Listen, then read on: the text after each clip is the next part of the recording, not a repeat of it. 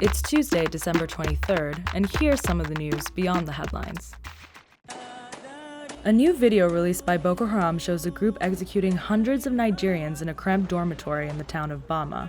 Residents living in the Boko Haram-controlled area bordering northeastern Cameroon were previously told by militants that they were safe and that only government forces would be targeted. The 9-minute video was released 2 days after villagers reported that the group was rounding up and executing elderly people in 2 schools, just 40 miles from Bama. Thousands of people have been killed and about 1.6 million have been driven from their homes since fighting began 5 years ago.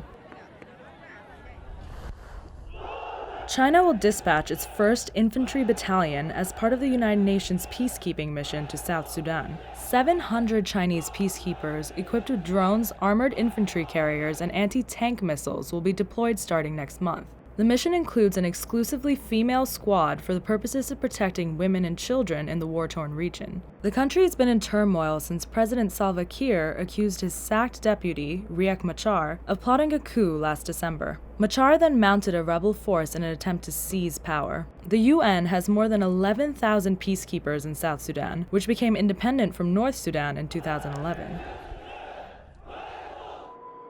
South Korean officials staged drills to test their resilience against possible cyber attacks at 4 nuclear power facilities across the country. The drills come after a recent successful cyber attack on one of the country's nuclear plant operators. The hackers were able to access blueprints, floor maps, and other information from the plant, but South Korean officials say the data stolen was non-critical. They have not named North Korea or any others as perpetrators of the attack.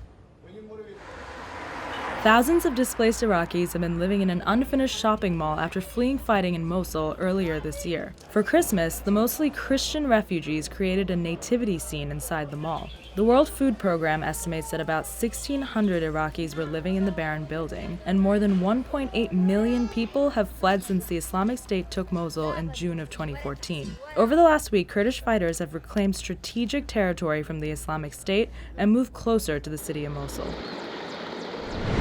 Check out the VICE News YouTube channel for more original reporting and documentaries from around the world. هو قصة جدار اصلا، احنا ما بنعرف ليش عملوه اصلا يعني ما حدا بيعرف ليه عملوه.